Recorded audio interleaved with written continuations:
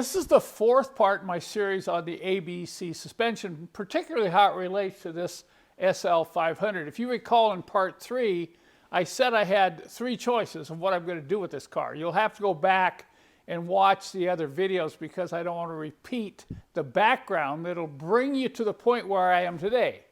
I had 3 choices. Number 1, fix the ABC suspension. Number 2, sell the car, let it go.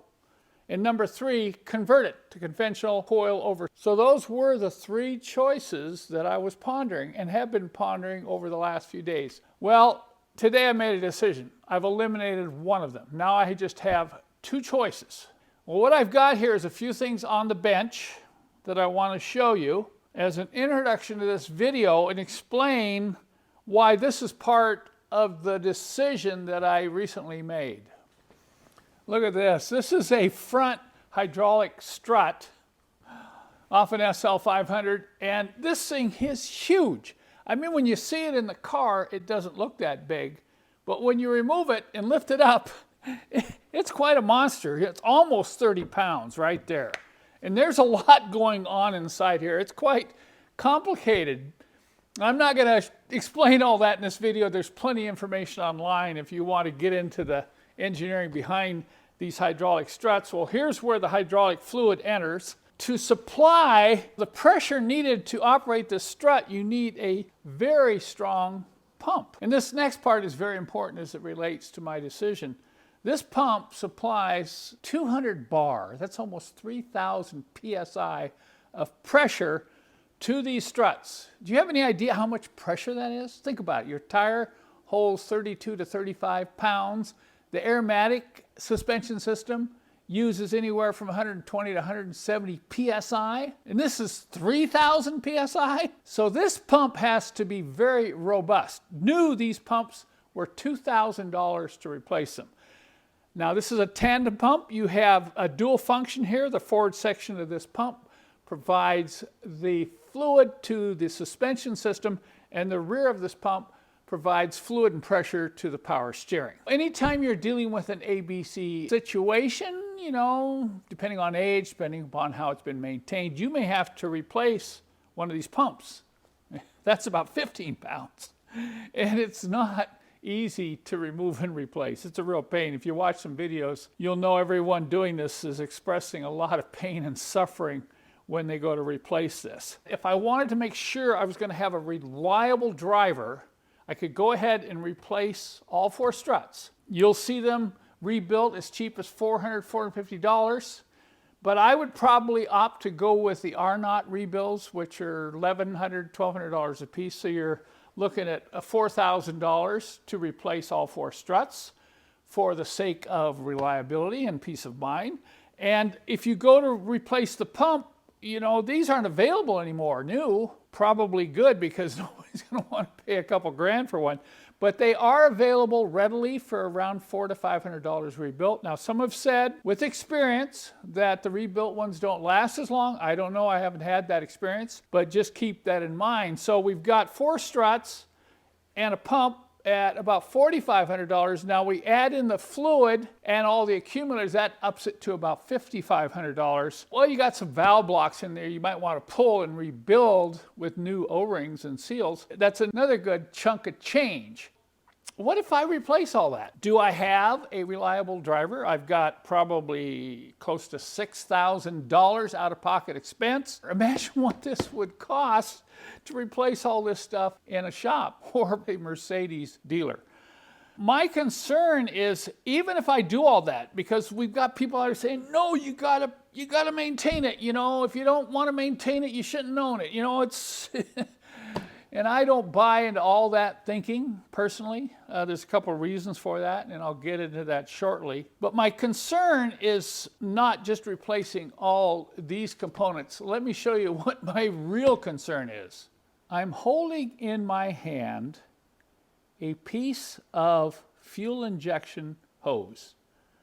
Now, this is rated at, let's say, 150 to 200 psi, so it's nowhere near what the hydraulic hoses on the ABC suspension are rated at, but I want to use this as an example. Now, the background on this hose is it came in a fuel injection testing kit that I purchased 20 years ago. So this hose is 20 years old. It's been in a case in a dark environment. It has not been exposed to UV. It has not been used. It's very low mileage. Original owner, low mileage hose. Got that? Okay. But guess what? It's no good. If you look at it, it's actually starting to swell right in here, and it's as hard as a rock. Look, it's reinforced braided hose. It's literally as hard as a rock, and it's starting to swell on its own without even having any fluid ever in it. Once again, original owner, low mileage, garage kept. But this hose is no good. And that's my biggest concern about the ABC suspension. Running at super high pressures, that's one of the Achilles heels of the system, and the rubber hoses are the other, in my humble opinion, okay? So do I want to replace every hose? I could take all the hoses out and take them to a hydraulic shop and probably get better quality hose and have it all custom made, better than factory, and put those hoses in. Would I still have a reliable system that I could drive worry-free? Okay, so what if you do all that? You're still operating at 3,000 PSI. You still have hydraulic struts. You still have valve blocks with O-rings and seals that may not survive that kind of pressure. In the previous video, I shared with you a summary of many of the comments owners posted about their experiences with the ABC system. And not too many people mentioned this. I think there are only 2 or 3. But one person said, you know, through all his years of ownership and all the things he had to do to maintain his ABC car, there was always something, and he mentioned it was worry in the background. Now think about that. Okay, how many of you are willing to admit that that exists? And it's very subtle. It might even be subconscious. But the idea of worry in the background, you know, it's not like fear. It's not like you're going out on the road and hanging on the steering wheel. I'm afraid to drive the ABC. But it does probably explain why I've driven this car so few miles in the last 6 years, and why many don't drive their ABC cars that much. Now, the SL convertible is kind of prone to this because it's a fair weather car. People like to drive it in the summer. They like to store it in the winter. And we've learned already that storage of these ABC cars is not healthy. It literally is not healthy for the car. So you need to drive them. You need to drive them a lot. Now, I have a dozen Mercedes-Benzes, so I don't have to drive the SL. If I want to go cruising, I'll usually choose some other car. For instance, primarily because of the condition of the roads all around the area, they're just deteriorating right and left. I prefer to drive my aromatic S500. It's actually more comfortable in the ABC car when all the roads are falling apart. I'll look at all my cars and say, well, I'm going to go cruising today. Well, I'll jump in the S500. So it's not an issue of, oh, I got to drive this car all the time because it's my only driver. And I think that's the case with a lot of these, particularly the SLs, maybe not so much the CLs or the S-Class sedans. You know, I just thought, okay, if I'm going to keep this car and I'm going to keep the ABC, I better start driving it a lot. Because that's what people are saying from experience, you know, you need to drive the car. I think one of the reasons why when I drive the S500 with aromatic, I don't have worry in the background is because I've gone through the system. I've replaced all 4 aromatic struts, rebuilds, you know, about half the cost of these. I've replaced the valve block and I've replaced the pump. Very inexpensive parts compared to these parts here. So all that's replaced. Low mileage car, 110,000 miles. You know, I fixed some other things, but the lines are hard plastic. There's no rubber supplying the pressure to the aromatic struts. Plus, it's low pressure compared to this.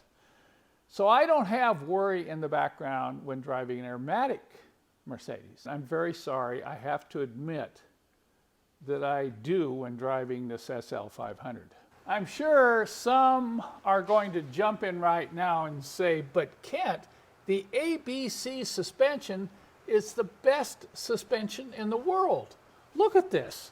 Look at the geometry of the control arms.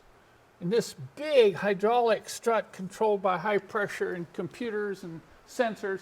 I mean, you can drive this thing and you go around the corner, there's no body roll, there's no pitch, you hit the brakes hard. It's just a wonderful feeling. So I reply, if the ABC suspension is the best in the world, why won't I let my kids drive my SL to Seattle, especially in rush hour traffic? So you see, where the rubber hits the road, or where the suspension meets the pavement, there's a reality we have to deal with, in my humble opinion. I guess I have to admit I'm tired of worrying in the background. When I was thinking about this, I actually flashed back to my flying experience. I was a bush pilot for 7 years in the highlands of Irian Jaya, Indonesia, which was formerly Dutch New Guinea. Now, at that time, that was considered probably the most primitive place on planet Earth. It was also a very dangerous place to fly airplanes. In and out of very rugged and steep jungle airstrips, some of them, 1,100 feet long. When I arrived there in 1972, I was young. I was, kind of invincible. You know how it is when you're young? I was ready to take on the world. I didn't have any worry in the background. No worry in the background. And I was out there 3 months. Only 3 months. I was cruising at 9,000 feet, coming from the coast into the highlands of New Guinea, and all of a sudden, I had a catastrophic engine failure. You can't believe the adrenaline. I'm thinking, I can't believe this happened. I could tell that something catastrophic had let loose inside the engine mechanically, because I was getting this loud banging sound and the cowling. I was beginning to smell fuel. I starting to get oil on the windshield. And I'm thinking, uh-oh, talk about a little worry. And then all of a sudden I said, I think there's an old airstrip around here. And I cranked the plane up into almost a 45-degree bank, and right underneath me was an abandoned airstrip. So I had to pull everything back, shut the engine down, and I made a power-off landing into this airstrip. And I remember rolling up to the top and spinning the plane around, got out, and I couldn't believe it. The entire airplane was covered with oil. I think there was less than a quart of oil left in the crankcase. Over the next few days, I started thinking about what would have happened if I would have blown that engine 5 minutes earlier, or I would have blown the engine 5 minutes later. Well, over the next six and a half years, I tightened up my maintenance schedule. I started doing 25-hour inspections on my Cessna. I made some changes to my checklists, and I modified the airplane. I read accident reports, I looked at patterns, I modified the airplane to prevent any type of accident from happening, because I didn't want that to happen. And then 2 weeks, this was 2 weeks before I was to leave to come back to the United States for furlough, I was flying down into this kind of rugged gorge canyon area, and there was an airstrip, quite steep upslope airstrip, and right on the end was a big cliff. And I was following along the wall on the other side of the canyon, and I turned on a final approach, about a quarter-mile final out. Now, I should mention, over the years, I've learned to never take the power off an approach. You carry enough power to make sure that engine's running all the time. And I rolled on to quarter-mile final, and the engine quit dead. And I'm thinking, I can't believe it. 2 weeks out. And I'm going to have to crash down in the gorge among all those rocks and boulders. So this is all going through your head real fast. I banked the plane over, and I thought, come on, Kent, you got to get this engine running again. And I just, out of habit, went right to the electric boost pumps. Now, the electric boost pumps gave me enough fuel pressure surge, and all of a sudden the engine caught, and it went back to full power. I pushed everything to the firewall, and it went back to full power. And I turned around, and I started climbing up and heading back to the edge of the airstrip. And at about an eighth mile out, the engine quit dead again. And the fuel pumps or nothing else was going to help. And I looked at the edge of that airstrip, and I said, okay, I'm going to try to make it. I remember pulling back, just easing back on the wheel because, you know, I didn't want to stall spin at that situation. And all of a sudden that stall horn came on. And I came over the edge and I must have cleared it by a foot because the plane had stopped flying and it just bang onto the ground. And it was a steep airstrip, so the Cessna 206 rolled up, prop stopped, and the tail of the airplane went clunk. The nose wheel came off the ground, the tail hit the ground, and I'm sitting there looking at the sky. Now, what do you think went through my mind? Okay, worry in the background. Maybe it's time to let it go. So why did I tell that story anyway? What's the correlation between flying airplanes and ABC suspension? I know the last time I related it to aircraft maintenance, somebody said, well, Kent, you know, in an airplane, if you have a failure, it could be, you know, fatal. But in a car, you can just pull off the side of the road. And that's true. But it's also about this worry in the background. You know, it's not fun flying an airplane in a hostile environment if you're always thinking about worry in the background. It's not that you're afraid to fly. It's not you're hanging onto the wheel real tight that the plane's going to, you know, come out of the sky at any point.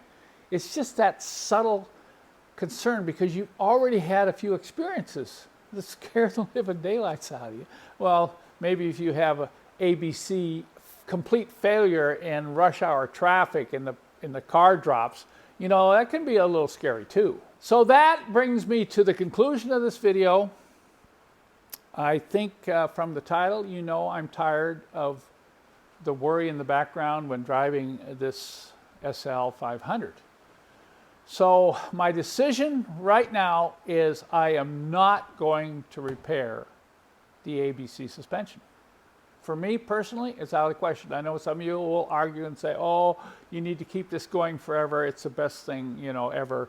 And I humbly don't agree, particularly at my stage in life, when time is very valuable. Because when I mentioned the cost of doing this earlier, that's assuming that I do all the work. And how long do you think it's going to take me to pull all those hydraulic lines out and take them off to some hydraulic repair shop and have them all redone and then put everything back in the car?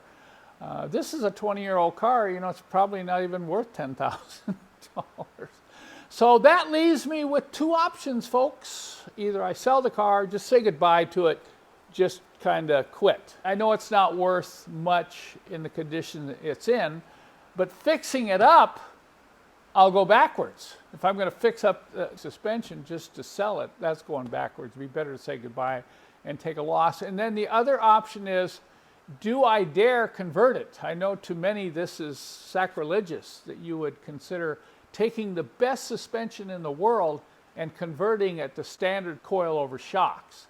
So those are the two options, sell it or convert it. That's going to require some more pondering over the next few days. And when I come back in the next video, it may be a while, because I have other things to do. I have other cars to work on than just this one. I'll come back and tell you my final decision and tell you why.